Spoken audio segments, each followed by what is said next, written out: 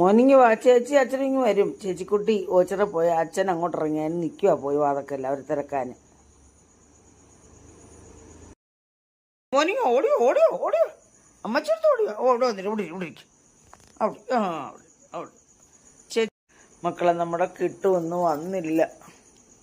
അവനെ നോക്കി ഞാനിങ്ങനെ ഇരിക്കുക. അവനെ ഇപ്പം വരും എന്ന് പറഞ്ഞിരിക്കും. അവനെ എന്നോട് കിടന്ന് കിട്ടുവോ എന്ന് വിളിക്കും. അവനെ കാണുന്നില്ല, എവിടെ പോയതാ. എന്നിട്ട് രാത്രിയിലും ഇവിടെ ഉണ്ടായിരുന്നു. രാത്രിയിലും ഇന്നലെ വൈകിട്ട് അച്ഛൻ മത്തി മേടിച്ചിട്ടുണ്ടെന്ന് അവന് കുറേ മത്തിയൊക്കെ ഇട്ട് കൊടുത്താ.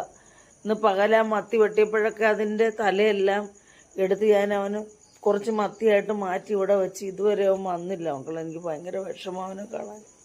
മോനെ ചിന്റുവനെ, മോനെ ഇങ്ങോട്ട് നോക്കിയേ. ഓ ഓ അവിടെ ഇരിക്കും കുഞ്ഞ്. അവിടെ കണ്ട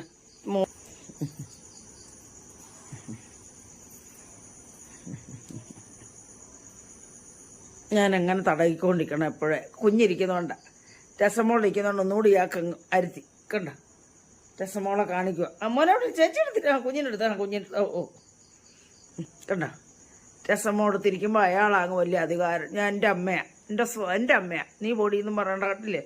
ഓ പ്രൗഢോട്ടിരിക്കുന്നുണ്ടല്ലോ. അമ്മച്ചിയുടെ പൊന്നുമോനാ കേട്ടോ.